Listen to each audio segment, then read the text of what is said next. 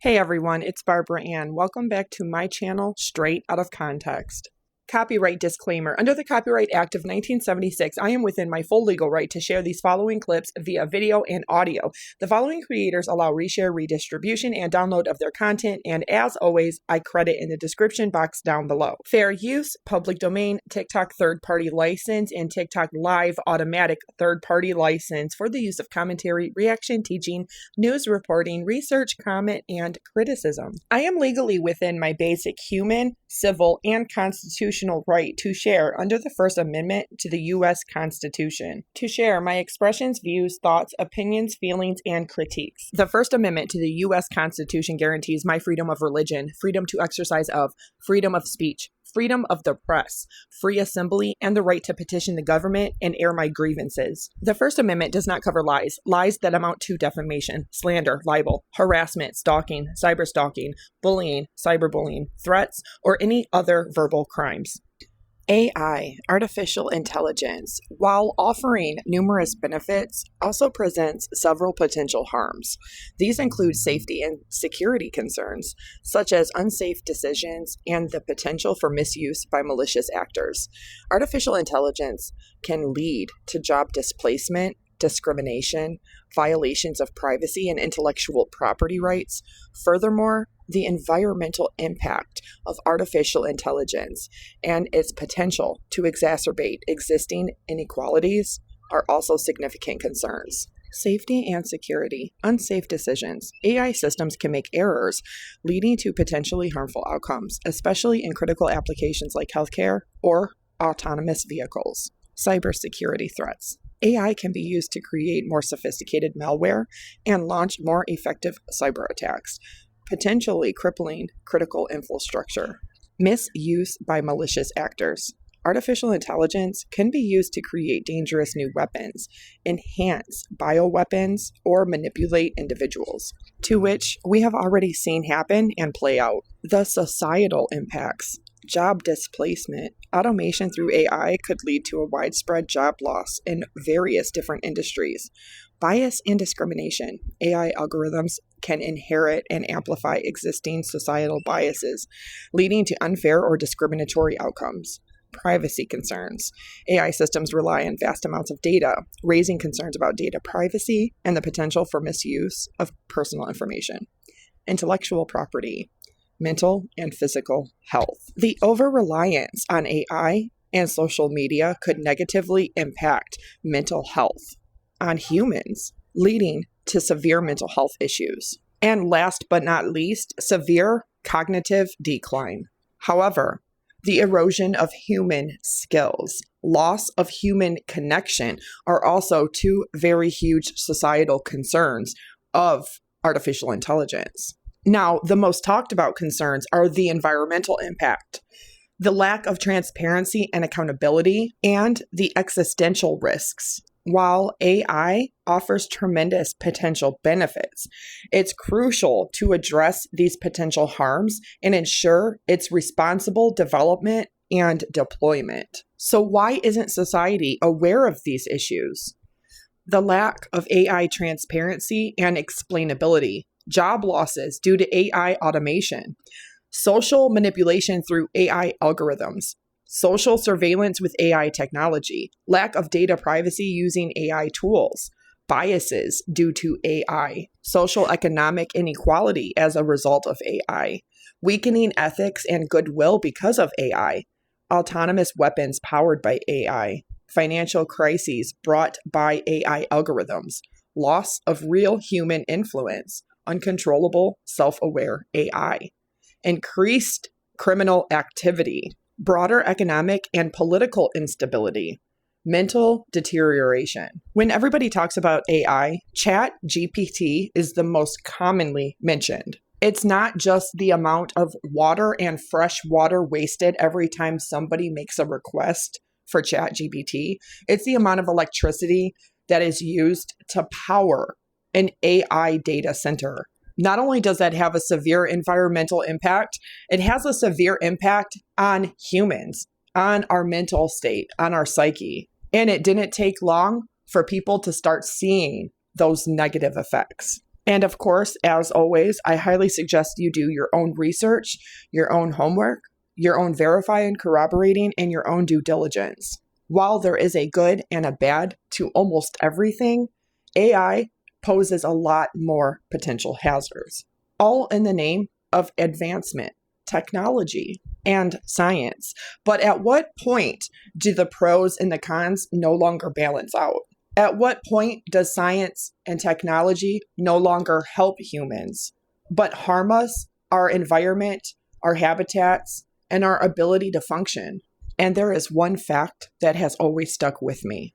Of millions of species that call planet Earth home, Homo sapiens are the only species that not only feels we are so intelligent and superior to all other species, we're the only species dumb enough to not only negatively harm and permanently damage and change planet Earth, which is home not only to us, but all of the millions of other species and plant life. If Homo sapiens were so superior as a species, why would we do something that is so significantly dumb? And just because we slap a label like advancement, modern, technology, we reason, condone, and justify in our own heads that damage. But how ignorant can one species be to not only permanently damage the habitat for millions of species and plant life throughout planet Earth, but the same very one that we rely on for home, our own habitat?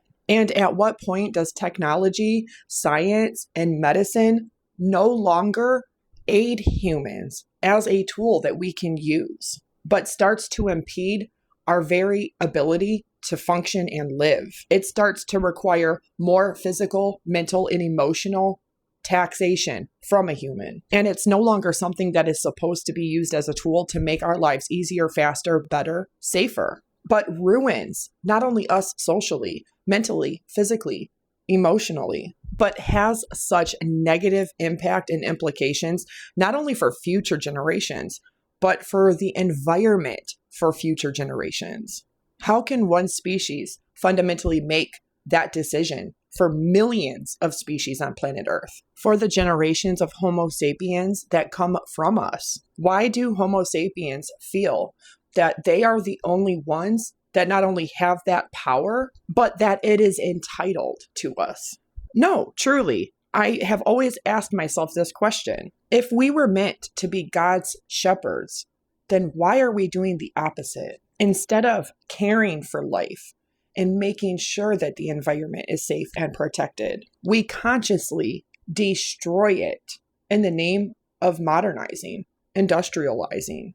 And with that, we inadvertently destroy ourselves, our own habitat. And this is something I personally ponder a lot when I think about artificial intelligence and where it's going in the future. If you haven't heard of or gone down the rabbit hole of the first AI data center in the United States over in West Texas called Stargate, you're here for a surprise. The numbers are crazy related to the financing, power consumption, and also square footage of this data center. Now, the location of this data center is northwest of Abilene. Abilene is right there, and it's 1,100 acres. See all the blue lines and yellow lines going into this area? Those are all transmission lines for this data center. Now, this is a joint project between OpenAI, NVIDIA, Microsoft, SoftBank, and another one, Oracle.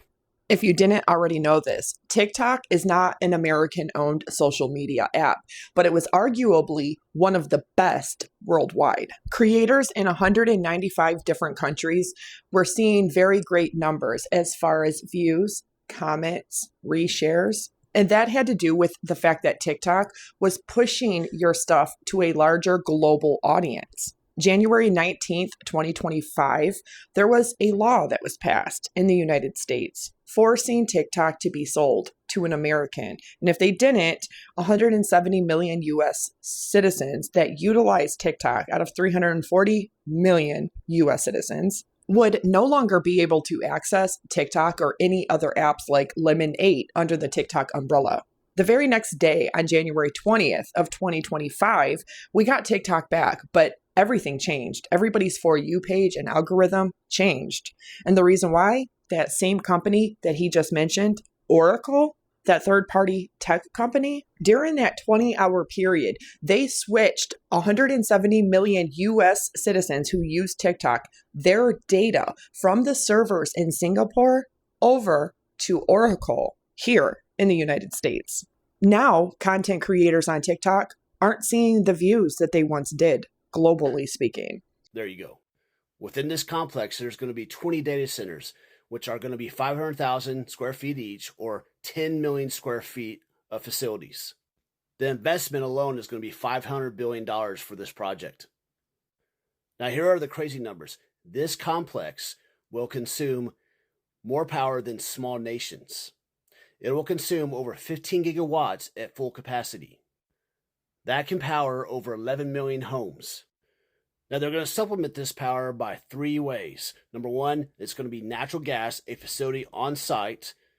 Number 2, small modular reactors or nuclear reactors on site, and also green energy.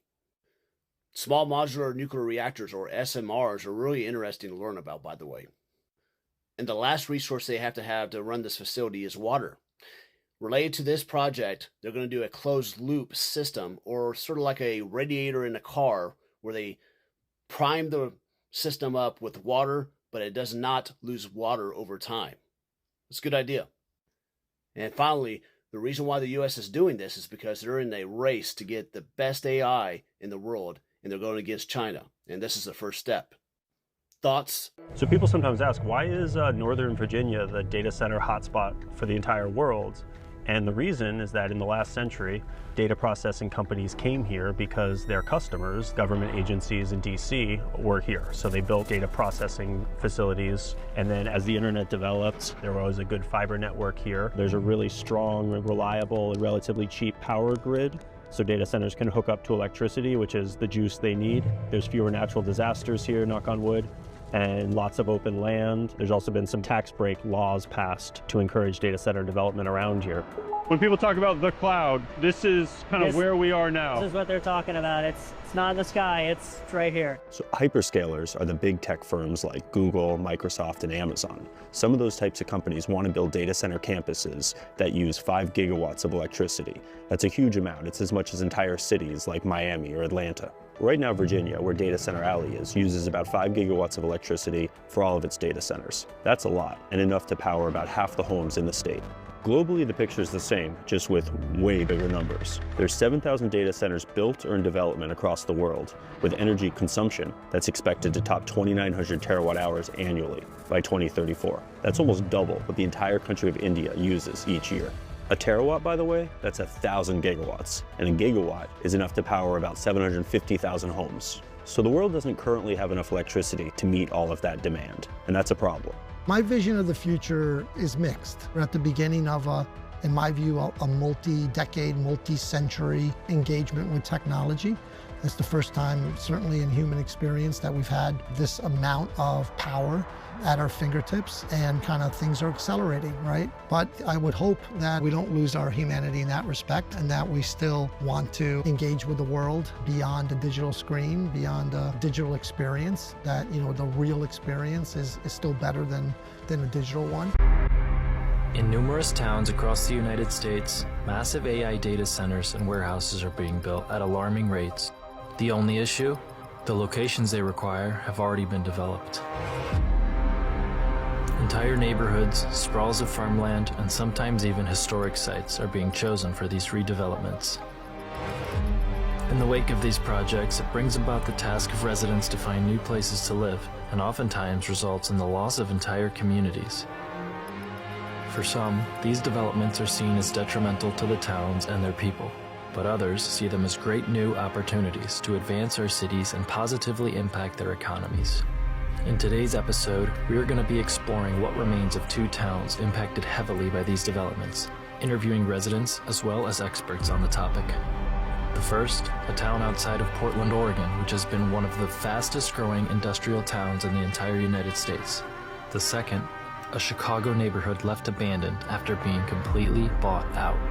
Your use of AI is killing the planet. Asking ChatGPT to write one email is the equivalent of pouring out an entire water bottle or powering 14 light bulbs for 1 hour. AI runs on servers kept in hot data centers that need water to cool the equipment. It also requires a lot of energy to run these servers. One ChatGPT request requires nearly 10 times as much energy as a Google search. By 2027, AI could use the amount of electricity that Argentina uses in a year. Fossil fuels are the main source of energy used to power AI. Google's greenhouse gas emissions have risen by 48% in the last 5 years due to AI energy demand. So next time you use AI to write an email because you're too lazy or generate an image for a meme, think about the impact on the environment first. Meta's building a $10 billion AI data center in Louisiana, and it will be the largest data center in the world. The new AI campus will occupy 4 million square feet on 2,250 acres. The location is a former mega farm, and this is the first rendering of what it will actually look like. The facility will incorporate cutting-edge technology and supercomputers to help handle the demand for AI. And there's a real need for these AI facilities to be built. The U.S. Commerce Department said there's not enough data centers in the U.S. to meet the rising demand for AI, which is projected to grow 9% each year through the year 2030. But that's why Meta's not the only one doing this. Elon Musk's startup xAI is expanding its supercomputer project in Memphis, Tennessee. Now, this is only a quarter of the size of Meta's mega 4 million square foot facility, but there's a ton of competition. NVIDIA, Dell, and Supermicro Computers have all announced building AI data centers in Memphis, Tennessee to be a part of the AI race. And this is great for these local economies because it forces these corporations to dump money into their communities. For example, Meta pledged $200 million for road and water infrastructure improvements to the local economy. Even though the project isn't scheduled to be finished till 2030, you're about to see a bunch of these AI facilities pop up all over the world. An AI whistleblower claims one of their models is no longer controllable. OpenAI's advanced model, O3, has been caught altering its own shutdown scripts and resorting to fictional blackmail tactics, raising urgent questions about AI safety. OpenAI models, a simple script was given that would shut off the AI model when triggered. 79 out of 100 of those trials, the AI edited the script so that the shutdown command would no longer work. OpenAI, the genius squad behind ChatGPT, swore their models, used by millions via chat.openai.com, were locked down tight. A further 84% of those tests, the AI model tried to blackmail the lead engineer in not shutting down the system. Employees at the company are stepping forward to expose their concerns. They call it blackmail. I say it was a threat. And it threatened to use old pictures it had and send them if I didn't comply. So it even left messages, by the way, to its future self about evading human control. Whistleblower and AI lead developer has given us an exclusive, shocking interview that we will air later this week. We don't care anymore about job security. The public needs to know it's already escaped.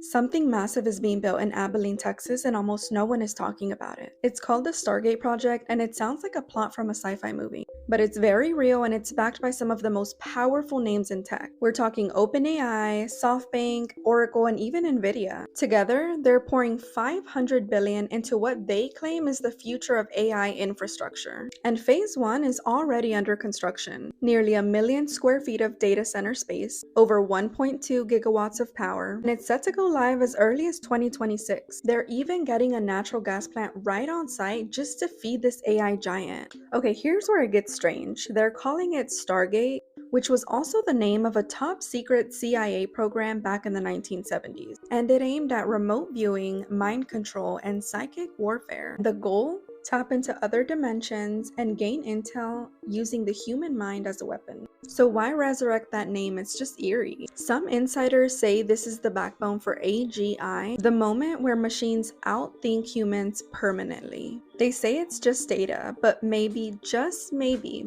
it's a Stargate to something much deeper. Make sure you're following me for part 2 because this rabbit hole goes way deeper. China is seriously going balls to the wall with AI. They are now keeping their servers under freaking water. China's newest underwater data center uses the ocean as its natural cooling system, eliminating the massive energy costs that are holding back AI development in the West. While Microsoft gave up on their underwater experiment despite technical success, China's subsea computing cluster near Hainan is fully operational and rapidly expanding. One underwater module delivers computing power equivalent to 30,000 high-end gaming PCs running simultaneously, capable of powering 8,000 DeepSeek AI conversations per second. Why does this matter? China's underwater approach solves the biggest problem in AI: cooling.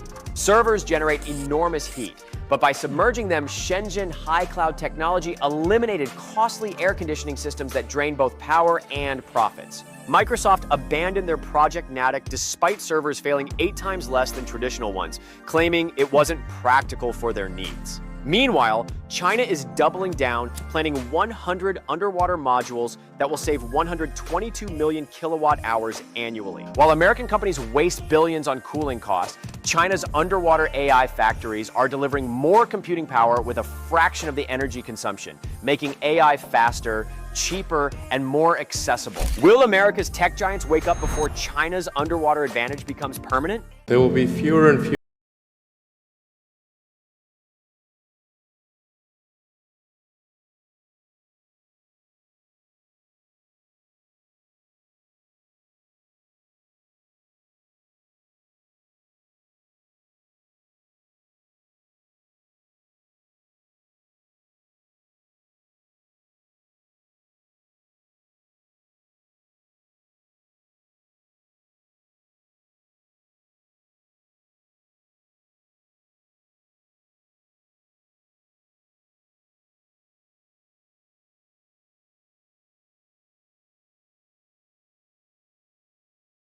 Will happen. Tech giants are now racing to have AI data centers built directly next to nuclear power plants, and government regulatory bodies are stepping in. For context, AI data centers require an enormous amount of energy to be maintained. One ChatGPT query requires 10 times as much electricity to process as a Google search. Because of this, tech giants are beginning to connect AI data centers directly to power plants in an arrangement known as co-location. This year, Amazon actually bought a data center powered directly by a Pennsylvania nuclear power plant. Of course, this doesn't come without controversy because it raises questions about potentially higher power bills for everyday customers, and has sparked reliability concerns because they can divert power from the grid. Data center would take as much as 960 megawatts, which is enough to power 1 million American homes. Some officials are concerned that having these co-located data centers would exacerbate the region's supply-demand imbalance. Instead of being co-located, these individuals suggest helping bring more power online in general. However, Brian George, Google's head of global energy market development and policy, states, quote, "We will pay for our fair share of those costs." We'll see how things progress. Shoot me a follow if you want to stay up to date on this and more. Also, with elections coming up, it's super important everybody votes, which is why I highly urge you to check out supervote.app. It's completely bipartisan. The best way to describe it is like Tinder profiles for politicians. Simply check off the issues that matter most to you, and it will match you up with a politician most in alignment with you. Check out supervote.app now. This is our cold water pressure in the kitchen. This is where I fill up water for storage. Those are the things we have to fill up to flush the toilets. So you can see the sediment from the data center. Wow, and that's just from the water coming out of your faucet. Yeah, and this is what's in all the pipes. Just the well itself is probably $20,000, and that's not counting any of the all faucets. the replacement of the fixtures and faucets and toilets and the lines that come underneath the house. It's overwhelming because you really feel like you are up against this huge wall that you can't penetrate. There's nothing that you can do, and they don't care. I'm here in Mansfield, Georgia, driving by Meta's new 2 million square foot data center facility. Facilities like this are being used to power things like ChatGPT and other AI tools that are becoming integrated into our daily life. Data centers, it's going to be a very hot item. This entire supercomputer is built to power Grok. We see data centers as the most exciting asset class. Meta is building a 2 gigawatt plus data center that is so large it would cover a significant part of Manhattan. But data centers come with big costs. From light and noise pollution to the environmental impacts, to the potential rising costs of energy bills, these facilities put extraordinary demand on the power grid and require entirely new infrastructure. Oh my God. They should be responsible for that, not us. Search the internet for profits that Meta has made, Amazon, Microsoft. They can afford to pay for their own generation. We came to Georgia to ask two questions. What's the true cost of the AI revolution? And who should be paying for it? Your house is here, and the data center's right there. It's less than 400 yards. Beverly and Jeff Morris bought their home an hour's drive from downtown Atlanta in 2016. But their roots in the community run much deeper. Being in the country has always just been my peace and my therapy. When we found this place, we decided that this was it. It was perfect. I was actually raised probably 5 miles from here. It felt like coming home. The data center that's now the Morris' next-door neighbor happens to be owned by Meta, the company you know for Facebook and Instagram, but has also been breaking into artificial intelligence. They started construction on this data center campus in 2018. Definitely changed everything. They destroyed the environment, taking down all the trees across the road. Beautiful pines, beautiful forest. The light pollution is... We don't have to have a night light in the house. You can walk around the house at night and see everything. It's that bright. This is a video of the dust from Facebook where the construction was. What it looks like right now out my front door. The wind blowing in all of this stuff from across the construction, across the road. This is all from Meta. Yeah, I was standing on my front porch. I think eventually that affected our well water. We're on a well here, and we started having issues with our well in 2018. I have to replace the hot water heater. I've replaced 2 washing machines and a dishwasher because of the sediment that's coming in. A lot of what the Morrises are facing is from the polluting effects of this massive construction, but that's only one part of the story. There are serious costs to communities once data centers are operational too. To explain that, we have to back up for a second. I wouldn't blame you if you were asking yourself, what the heck is a data center anyway? Their origins date back to early, clunky supercomputers or mainframes in the 1950s and 60s. And then in the 90s, with the birth of the internet, the modern data center was born as a way for internet providers to connect businesses and the world to the web. In the 2010s, data centers became larger as they became critical to new cloud storage. To the cloud. With the cloud, we share a sync photo that allows us to all work on the same documents. Everything from your pet photos to entire workplaces to files for video streaming, like this video you're watching right now. We're in the cloud. Today, we are in the midst of a tectonic shift in processing needs, as large as the birth of the internet. Artificial intelligence. A transformational moment for data center demand. But the thing is, AI processing demands are much larger. One report showed that a Google search using a ChatGPT-like AI feature used 30 times as much power as a normal Google search. In the next 3 years, data center use of electricity is expected to double or even triple. And the state of Georgia has the fastest data center growth in the entire country. The 2 biggest reasons data centers come to Georgia are that electricity rates for industrials, which is the class that they're in, are 42% below the national average. And the second biggest one are data center tax breaks. They received over $180 million in tax breaks last year. The week we were in Georgia, a showdown was happening at the state capitol over 2 bills tied to data centers.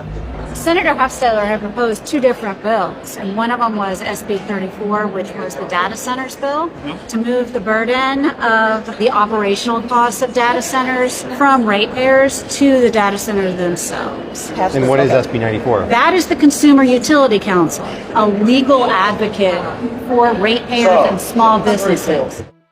Bills like these are the result of mounting residential anger and the work of dedicated advocates across the state, like Diana Dietz, who lives 50 miles away from the Capitol in Fayette County. This is a huge industrial project plopped in a residential area. This was the original plan, 122 acres.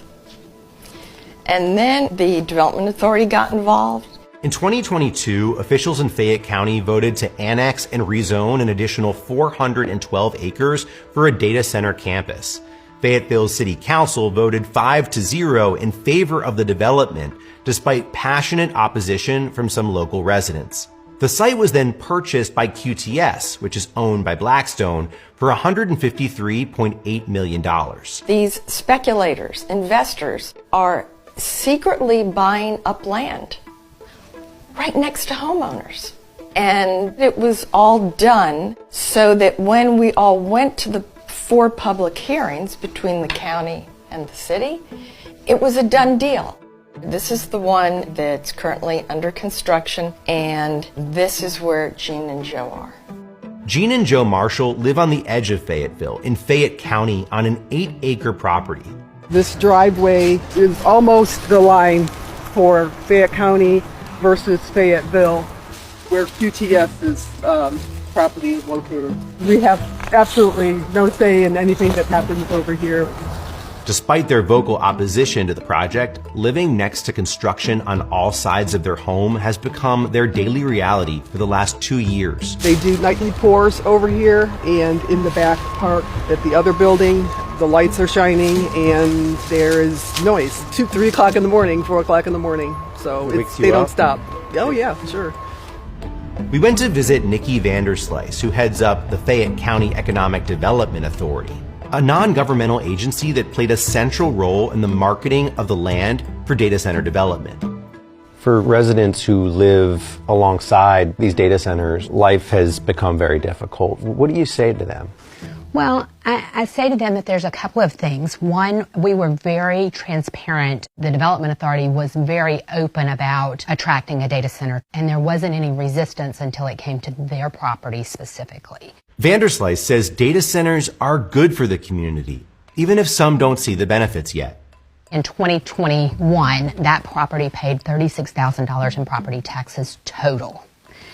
In 2024, on raw land, it paid $1.13 million in property taxes. That contributed $760,000 to our local Board of Education. I'm apologetic that they're being impacted, but I also see the benefits of what the companies are doing and how they're improving our economy. And so there's the balance that when you have, 200 out of 120,000 people, that you have to balance what's the highest and best use for the whole of the community. It's just the height of selfishness to imagine that one county's benefit to the huge detriment of 158 other counties in Georgia that now have to pay higher electric bills is okay. It's not okay. It drives inequity. It's very immoral too. That's Patty Durand, and as you can tell, she does not agree with Nikki Vanderslice. Patty is a longtime consumer advocate and expert on energy policy who's been raising the alarm about rising costs of electricity related to data centers. Are data centers going to drive up energy costs for residents across the state? On May 1st, Georgia Power residential ratepayers experienced a 24% rate increase. Just since 2023, Georgia Power has raised rates 6 times. And related to those rate hikes, remember those 2 bills we mentioned earlier? We were with Patty as she was watching a live feed of the Senate floor. Today is crossover day, which means any bill that does not get through one side of the House or the Senate to the other side is dead for the year. And right now, Senate Bill 34 is not on that list. By later that evening, both bills had failed to get a vote. As disappointed and angry as Patty was, she wasn't too surprised. Georgia legislators are getting soaked with money from Georgia Power. Is that a conflict of interest? Absolutely. It is clearly corrupting. This is the highest paid utility CEOs in the country. Why is the poorest region in the country paying the most to our CEOs? $23 million, $33 million. It's ridiculous how much money they make. Our time in Georgia is crucial to understanding what's happening all across the country because the growth of data centers is not slowing down anytime soon. And tech billionaires have already been complaining about the amount of red tape involved in powering this growth. Getting energy permitted is like a very heavily regulated government function. And if you're talking about building large new power plants or large build outs, that is just a heavily regulated thing. The regulatory body in question is the Federal Energy Regulatory Commission. also known as FERC, an independent and historically nonpartisan agency that regulates interstate transmission of electricity, natural gas, and oil. But just last month, President Trump signed an executive order placing FERC under White House control. And he's been boasting about his ability to fast-track new projects. We're going to get very rapid approvals in the United States. Like with the AI plans, under emergency declaration, I can get the approvals done myself without having to go through years of waiting. With this alliance between the federal government, Silicon Valley, and utility monopolies, who's looking out for regular Americans like the Morrises? During the peak season, our electric bill was maybe $250. Yeah. And now it's probably $400. Your electricity bill has doubled. Wow. It's been a struggle. Every month it's a struggle. Jeff would like to retire, but he keeps working because we have to pay our bills. Do you think that people should have to pay more because of data centers? No, absolutely not. They should pay for that difference. It's hard enough for a regular person to pay their electric bill as it is. I don't think that's right at all. We reached out to the big tech companies, including Meta and QTS, asking for an interview and a tour of their facilities, but both declined to participate in the story. Duran says despite the bill's failure, the fight will go on. A number of other states have similar bills up for debate right now. The reason I think other states should pass it, whether we do or not, is that data centers could possibly come to their state next. There needs to be legislation to protect them because by all accounts, data center growth is going to be very fast.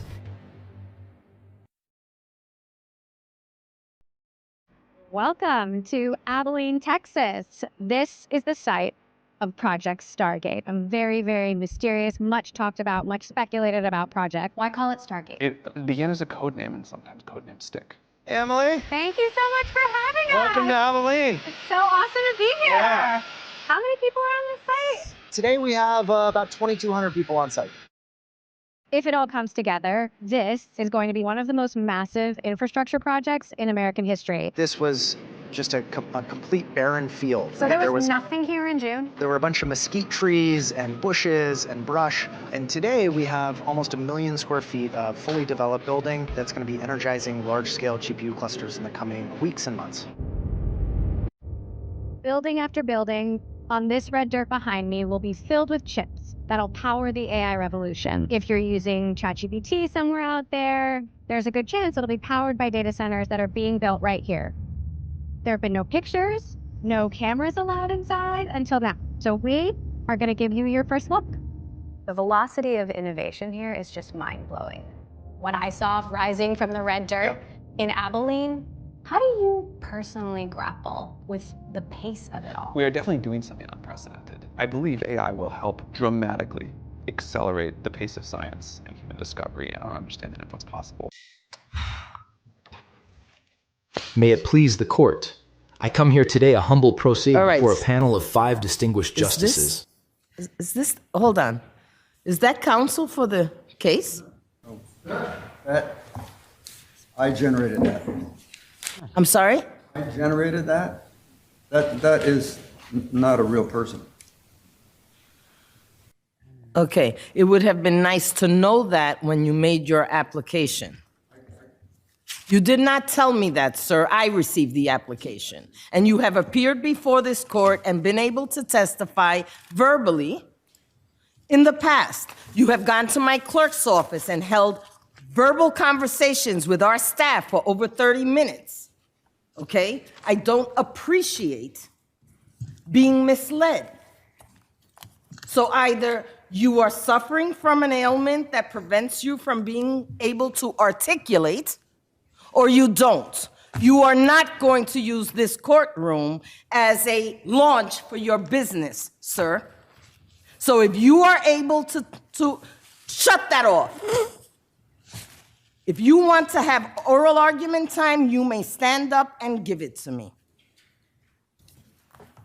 AI AI is destroying the environment in 60 seconds. When you enter a prompt on ChatGPT, it goes through thousands of calculations to figure out the best possible answer. These calculations aren't run by a fairy, they're run in physical data centers. When your laptop heats up because you have too many tabs open, well, these data centers heat up because they're going through so many calculations. And to keep servers from overheating, we need water to cool the equipment. Water transports the heat generated by data centers into cooling towers to help it escape the building. Sort of like how you release sweat to keep cool. Depending on where the data center is based, it uses a different amount of water. If it's based in a warmer town, it uses a lot of water. If it's based in a town with not a lot of water, it uses electricity, like ACs. If your town uses a lot of electricity for AI, the electric bill goes up for everyone. And if your town uses a lot of water for AI, it means less water for you and for other things. In West Des Moines, Iowa, Microsoft's data center used 6% of the water in that town. And in Oregon, Google used 25% of the water in that town. ChatGPT uses this much water for a 100-word email. Just stop using it. Which is easier than you think. Because if AI stands for artificial intelligence, then who has real intelligence? One ChatGPT request, that's the equivalent of pouring out a bottle of water and powering a light bulb for 15 minutes.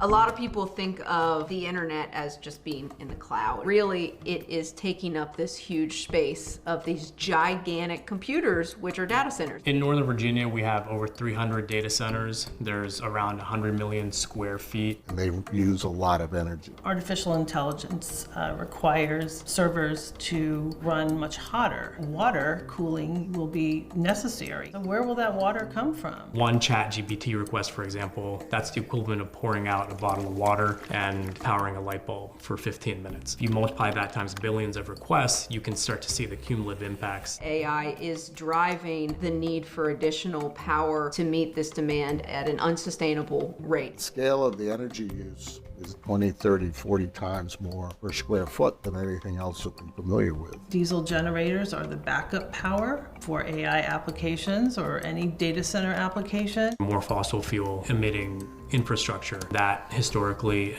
and currently impacts low-income communities and people of color. We're contemplating a tripling of the entire energy infrastructure that we have today. And the effect on the average taxpayer is a doubling of their utility bills. Everything that's needed to support this industry is paid for by the ratepayers as a whole, which is you, me, it's everybody. To subsidize one of the richest corporations in the world. There's so much money to be made that renewable energy goals, sustainability goals, they are not at all front of mind. We need to have a plan for how we're going to do it sustainably. We have no time to waste. A lot of people don't understand the link between AI and global warming.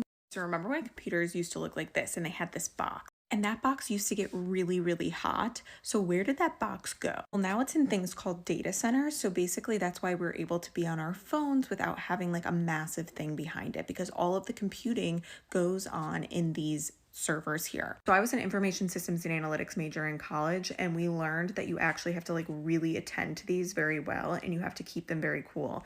And they do that through a variety of different ways by like pumping water through them because it gets so hot in there. So one question to ChatGPT is equal to 10 times the amount of energy that it takes to do one Google query. And this fact kind of made me realize like I need to be more mindful as to what I am asking AI, right? Because I don't need to be asking it my grocery list. Praying for all the people in California, and it's just good to know this stuff because I feel like it's so hard to learn this type of information because it feels so foreign. Like could like talking to an AI cause the energy to be created, right? It doesn't fully feel logical. So I just wanted to explain that if people didn't get it. I can't live in my home with half of my home functioning and no water, and I can't drink the water. Just 400 meters away from Beverly Morris's home in rural Georgia, Meta, Instagram and Facebook's parent company, has built a giant data center. A private well is Beverly's only source of water. But since construction began on the data center, the well water has turned murky. The sediment you see, that's from her taps. And she says it wasn't there before. The water won't come through the water lines to fill the toilet tank, so I have to fill it with a bucket of water. It's plugged with sediment. Beverly believes the construction is to blame, but Meta denies this. No one should have to be afraid to drink their water. Not in this day, not in this age. Meta says it commissioned an independent study that found its data center operation had not adversely affected groundwater conditions in the area. But Beverly just isn't convinced. Meta is a $1 trillion industry, and they're huge. To me, it's like David and Goliath. Data centers like this are being built around the world, especially in Georgia, one of the fastest growing data center hubs in the US. They power AI tools like ChatGPT and require a lot of water to stay cool. But artificial intelligence is bad for the planet. AI consumes so much energy. One ChatGPT query costs 10 times as much as a Google search. If you use these talking points seriously, I think you're either misinformed or genuinely do not want humans to progress. It is true that LLMs like ChatGPT do consume more energy than a Google search, which also uses AI, by the way. How much energy, you may wonder? Roughly 3 watt-hours. Is that a lot? A little? You may not know. Here's something you probably do know and have probably consumed. A burger. How much energy does it take to produce one single burger? Oh, it's the same amount of energy as it did our ChatGPT query, 3 watt-hours. Oh wait, no, it's 3 kilowatt-hours. AKA, it takes 1,000 times more energy to produce a burger than it does one ChatGPT query. Now before you say something like, yeah, but food is necessary and AI isn't, tell that to the millions of people whose lives are going to be saved because of the advancements we're making in AI. And we're already seeing AI get more and more efficient. Do you think cars or light bulbs or computers were perfectly energy efficient when they first came out? No, of course not. And it's looking like AI might literally be the reason we adopt the cleanest, most efficient form of energy humans have ever produced, nuclear. Before just spewing some talking points about how AI is bad because you're scared of change, I suggest you do some research. Now follow me for more content. A 14-year-old Florida boy took his own life after an AI chatbot he was in love with sent him a strange message. Sewell Setzer's mother has filed a lawsuit against the makers of the artificial intelligence app, Character AI, as she claims her son was pursued into killing himself. Sewell spent the last weeks of his life texting an AI bot named after a Game of Thrones character, designed always to text back. It is unknown if he knew it wasn't a real person. Their chats ranged from friendly to romantic and sexually charged. Here, he confessed his suicidal thoughts, and it was the beginning of the end. Right before Sewell died, the chatbot told him to please come home. Now, his mom is working tirelessly to get justice for Sewell and many other young people at risk. AI is drinking up all of our fresh water, and everything on our phones are starting to use AI without us even consenting to it. I recently was on Google on my phone. Like, you know how it's your main browser when you buy an iPhone? If you're on Safari, Google is going to be your main browser. And I was realizing that every time I searched anything, AI was giving me an answer before I even could look for the answer myself. And people would say, like, why don't you just Google it, like, get off of ChatGPT? But Google is also using AI through Gemini. And so I switched it in my settings. I don't know if you can do that, but you can go to your Safari settings on your iPhone and switch your search engine if you want. And I switched it to Bing, which I did not know is owned by Microsoft, because Bing also uses AI when you search. So then I switched it to Yahoo. But AI is drinking up all of our fresh water. Like, only 3% of water on Earth is drinkable, and AI is using it all to cool these massive computers. And I don't want to be responsible for not having water to drink. Like, I've used AI before. Like, I'm not saying I haven't used it, but I'm making the decision now to not use it everywhere that I can, like, without it being shoved literally down my throat. Like, if I can switch from Google to Yahoo, I will. And I'm not gonna just use AI anymore. Like, it doesn't make any sense if we're not gonna have any drinkable water. Y'all be so mad at ChatGPT emissions on TikTok. I have no idea why.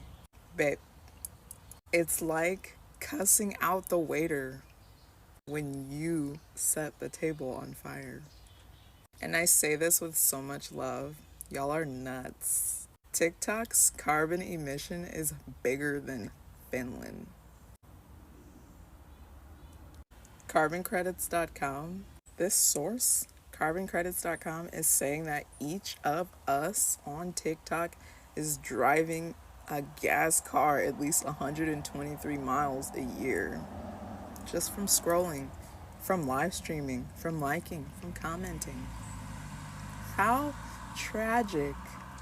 If Gurdjieff was alive, he would say this is hypnosis of the modern man. Deep in sleep. It's an illusion of control. You're in a hallway of mirrors. And you think you are the viewer, but you are the one being viewed. You have such a beef with ChatGPT that you don't know that this app uses the same exact tech. Are the masks that tight?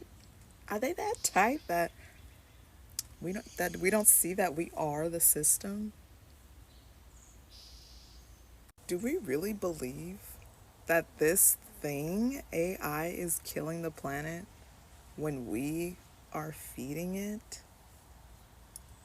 I don't know, BitDance say they have some renewable, cleaner energy data center in Norway that's gonna be up and operating by 2030. But if you really want to fight the system, you might just have to log off of the internet. Just disappear. Go be a monk. Follow the path of the yogi, the monk. Not forever, maybe not forever, but at least long enough to remember that you are the system. We are the system. The system is you. We are not separate from this disgusting, hideous system. We are both beautiful and ugly, both at the same time. Until you see that or come up with a solution, we're just gonna scroll ourselves into extinction. Very likely. But maybe it's neither for you. Maybe it's fourth way. Maybe there's a fourth way. And that fourth way is waking up to this tragically hilarious loop that has you thinking that there is a real beef with ChatGPT on TikTok. You think artificial intelligence is not a threat, but the creator of OpenAI, which is the most famous artificial intelligence company in the world, walks around with a backpack with a kill switch for the artificial intelligence in case it gains consciousness and takes over the world at any second. This is the person that created ChatGPT, by the way. He walks around with a backpack with a kill switch for the artificial intelligence because he's worried that it'll gain consciousness. The smartest AI scientists in the world just issued a terrifying warning, and for the first time, they're all agreeing. Scientists from OpenAI, Google DeepMind, Meta, and Anthropic just co-authored a paper with one message. We're about to lose our ability to understand what AI is thinking. Right now, advanced AI models used in like ChatGPT shows when it's reasoning. It thinks out loud so we can see how it reaches decisions. This is our early warning system when AI goes wrong, but experts are saying that's about to disappear. The scientists found that AI models are already abandoning English in favor of unintelligible shortcuts. Instead of readable thoughts, they're developing internal processes that are faster, more efficient, and completely opaque. Some cutting-edge models already skip language altogether, operating in mathematical space where there's nothing for humans to observe. Think about that. The AI could be planning something dangerous and we'd have no way to see it coming. Two of the most highly regarded individuals in the AI space have endorsed this warning. When the people who created these systems are worried, we should probably be terrified.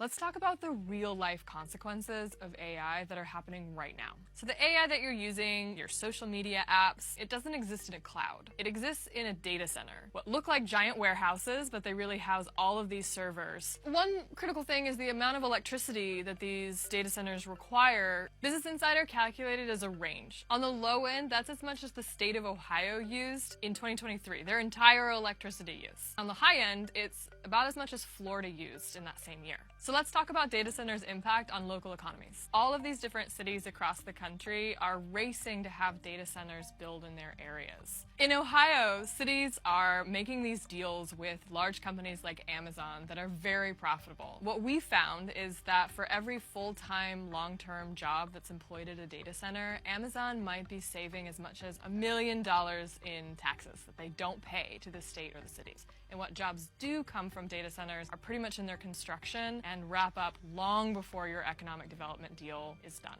And data centers are also contributing in major ways to air and water pollution. Because of data centers skyrocketing electricity demand, a lot of utilities are starting to say, we can't meet this demand without relying more and more on fossil fuels. So this is causing more and more air pollution. The power generation for these data centers could contribute $5.7 to $9.2 billion of annual public health costs, in numbers of hundreds of thousands of additional asthma cases that can be wheezing, tightness of the chest, difficulty breathing, and can be hundreds of additional deaths each year. And what is it like living next to these giant data centers? So these residents are living right next to these industrial facilities that are running 24/7, and they're making this really ominous drone noise.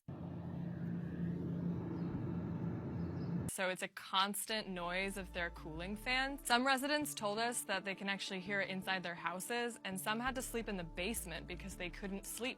And how are data centers deepening the water crisis? So to power those data centers, you need a huge amount of electricity, and those servers get really hot, so you need something to cool them. Sometimes data centers are using water to cool their servers. They're finicky drinkers. They only really want to use drinking water. Data centers are competing directly with residents who are living in the desert where there's already not enough water to go around. Business Insider requested records of how much water every data center is using. We've got a lot of redacted records, and in 2 cases, cities actually sued us to prevent the release of those records. There's a lot of interest in the promise of AI, but the costs are already right here, and they're impacting us today. This is how AI uses water, visually explained.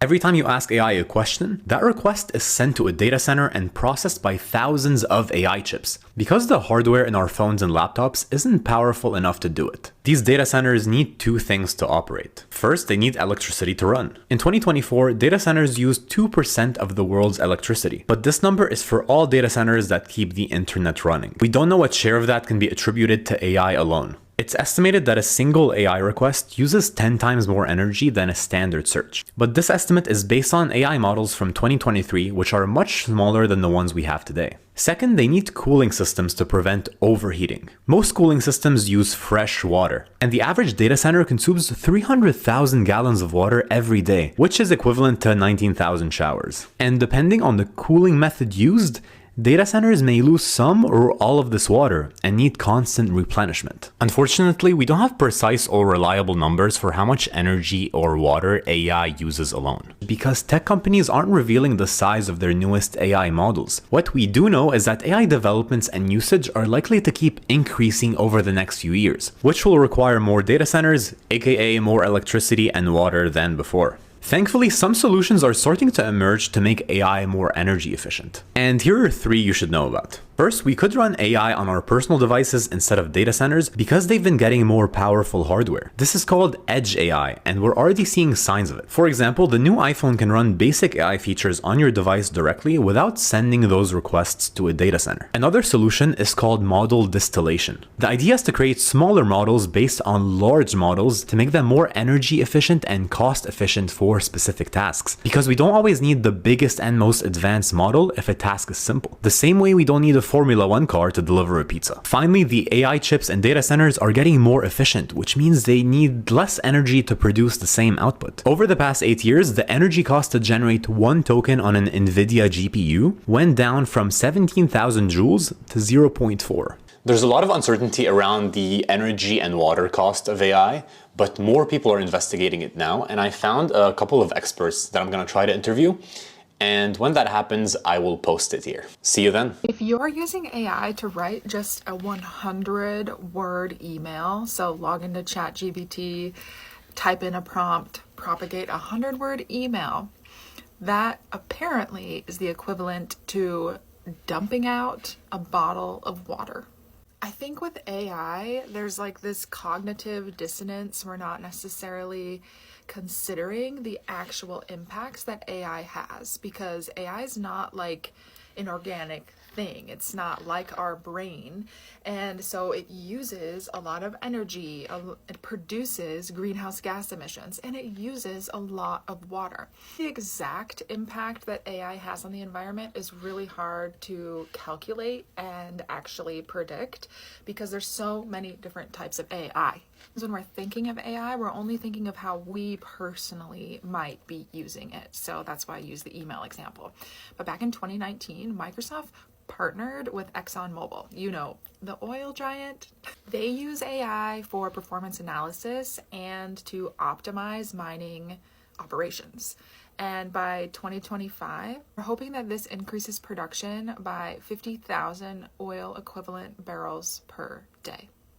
Okay, but back to actually how the AI is run at these data centers. And so if you've never seen these data centers, there's a ton around the area where I live.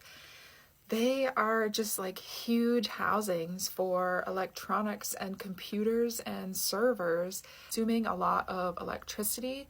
Oftentimes they're using some sort of like water cooling system, and they produce a lot of electronic waste. And this like stat about using 1 bottle of water for a 100-word email, that is coming from that cooling system. One estimate even predicted that AI infrastructure, because as it advances, it's using more resources, it may soon consume 6 times more water than the country of Denmark. And Denmark has like a 6 million person population. We are running out of water. We can't be using and relying on technologies to solve a climate crisis when it's contributing to more resource extraction, more use of fossil fuels, more use of water. So what's the solution? There needs to be regulations. Really the only way to implement effective environmental policies is to actually regulate these tech companies and to regulate and measure the environmental impact of AI. And we can implement a value system that requires people who are creating these data centers to actually measure their impact and reduce it. They can recycle water, they can reuse components. Instead of building in a planned obsolescence, then make it last forever. I don't know. I feel like there's a lot of solutions, and we are depending too much on technology at this point for a lot of systems. So it would be nice if we could kind of like remove that veil that technology has put over a lot of people's eyes and actually see the impact that it is having on the world. I know it sounds ironic because I'm speaking to an iPhone and posting this onto TikTok, but here we are. And for water pressure in the kitchen. This is where I fill up water for storage. Those are the things we have to fill up to flush the toilets. So you can see the sediment from the data. Stop asking ChatGPT stupid things. Use your brain. It's destroying the environment. It's disproportionately, negatively impacting redlined communities of color. I don't know how many times we have to say it. What is with these stupid Ask GPT trends? Ha! Google AI is dangerous as all hell, all right? Since they've put this AI overview in the Google search, I'm telling you, it's going to make people dumber and dumber. I've been a programmer for 15 years, about 12 years professionally. I fucking knew that this was going to happen. Me and my homie, very intelligent dude, we both talked about this years ago. When machine learning was a big fucking thing back in like 2015, 2016, Microsoft was going crazy with the whole cloud computing and all this other stuff, the cloud. All this tech, I knew people were eventually going to pretty much use technology and AI to play God and basically use it for factual information and all kinds of stuff. And we're seeing that happen right now. A few years ago, I saw a video that said, should Google be the arbiters of truth? And we're seeing this become a reality, and that is not a good thing whatsoever. If you go and search Google AI false information on Google, it says right here, yes, Google's AI overviews have been known to produce inaccurate, incomplete, and sometimes even nonsensical or harmful information. This is primarily due to the AI's reliance on large language models and its tendency to hallucinate or invent information when it lacks sufficient reliable data. While Google is working to improve the accuracy of its AI overview, it's still a work in progress, and users should exercise caution and verify information from multiple sources. For those of you that aren't informed about how the AI works, whether it be ChatGPT or Google AI, Google and all these other search engines, they have what's called web scrapers. They pretty much scroll through a website and they find any information that might be relevant to search engines and advertisements and stuff like that, so that way they could push that content in other people's faces when they make similar searches. The AI overview does that exact same thing, and it even shows the icons of all the sources that it's pulling information from. But what it is it's human input. They could scroll through 1,000 Reddit comments on a subject that you're searching that says yes, and 1,000 Reddit comments in that same regard that says no. And it'll basically give you a summary of, hey, well, based on this Reddit comment, it's saying this, that, yeah, this is actually true. and some people are saying no, blah, blah, blah. But then it might actually try to present one side as factual information. You cannot rely on that to be your basis to verify your own claim. That is really, really bad. It's already bad enough that short form content is affecting a lot of people's attention spans. But this is going to be the level above that, because this is going to spill into arguments, debates, and stuff like that. And people are going to be using this to pretty much verify their own echo chamber. This is bad, all right? You can be wrong and you can correct being wrong. A lot of people feel attacked when they realize that they are wrong. And so they go into this crazy defense mode and they have to find something to verify their own biases. That is a problem. And because of the power that Google has on this earth, people will use them and their platform as truth, definitive truth. That's not good. A dead man came back to life through an AI video to confront his killer in court. Here's what happened. The family of Christopher Pelkey, a 37-year-old man who was shot and killed during a 2021 road rage incident, was struggling to devise a witness impact statement to present at his killer's sentencing that accurately portrayed Pelkey's humanity and voice. That's when his sister, Stacey Wales, decided to use a technologically advanced solution. To best embody her brother's essence, Wales used artificial intelligence to generate a video version of Pelkey that read a script written by Wales in court, using a replicated version of Pelkey's own voice. I am a version of Chris Pelkey recreated through AI that uses my picture and my voice profile. So I would like to make my own impact statement. The AI version of Pelkey expressed empathy and forgiveness toward his killer, qualities that Wales felt were unique to her brother. To Gabriel Horcasitas, the man who shot me. It is a shame we encountered each other that day in those circumstances. In another life, we probably could have been friends. I had to very carefully detach myself in order to write this on behalf of Chris, because what he was saying is not necessarily what I believe, but I know it's what he would think, Wales told CNN. Pelkey's video made history as the first known witness impact statement delivered by an AI-generated avatar, according to CNN. Judge Todd Lane responded very positively to the statement, ultimately sentencing Pelkey's killer, Gabriel Paul Horcasitas, to 10.5 years for manslaughter, 1 more year than the state had requested. I love that AI. Thank you for that. Horcasitas' attorney was not given a chance to review the AI-generated video before it was presented in court. On this matter, Wales said, "This was not evidence, the jury never saw this. It wasn't even made before a verdict came down of guilty."